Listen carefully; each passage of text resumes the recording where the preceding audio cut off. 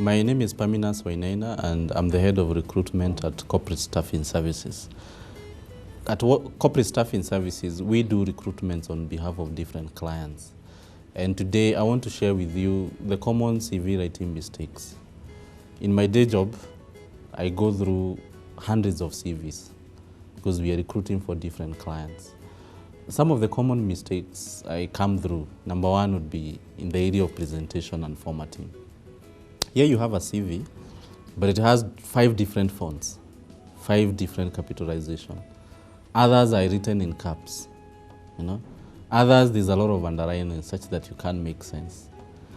What I normally advise candidates is, a CV is a marketing document, It should be appealing at a first glance, because it's not only you who sent the application.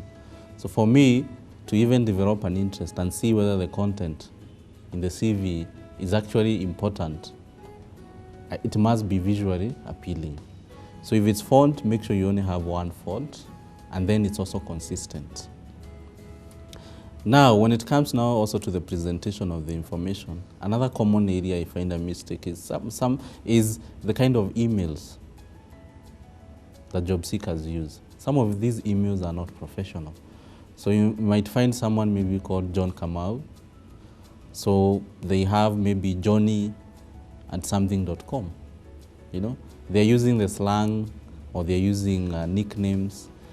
So when I read this CV and I look at the email address, instead of bringing out the professional aspect of you, I start imagining, who is this Johnny, or Shiro. And maybe this Shiro, we are talking about a 45-year-old woman. So all those makes a difference. Other common mistakes I find is where there's not much information. And these would be in the job titles. You find someone, yes, they've indicated they are, let's say, administration manager, but then they've not outlined the duties of an administration manager. So I can't make a guesswork, Here, on one hand, I have the job description from the employer, outlining what you're supposed to do. Yet here, I only have a job title. So how do you move to the next step if I can't determine what you do and whether it's relevant to my employer? Another common mistake would be not indicating the references. Like I said in my earlier interview, references are important. In the Western market, yes, you may do away with them and you can write references available upon request. But here, we still expect you to provide your references. And in another session, we are going to look at what constitute good references. Yeah. Other common mistake would be including irrelevant information.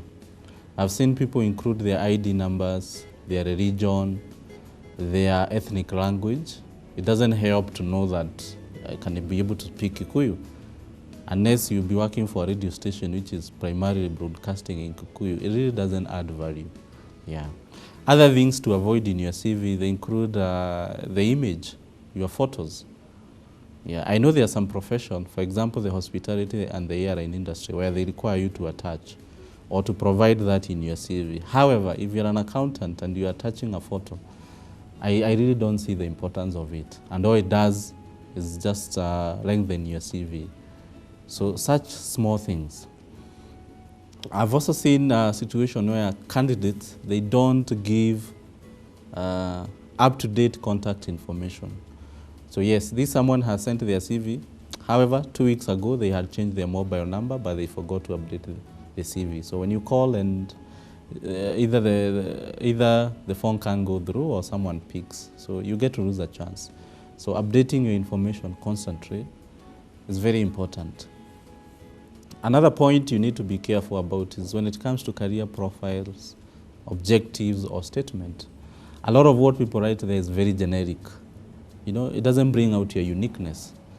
So when you write a career statement of, I am a hardworking, enthusiastic person, how does that one help?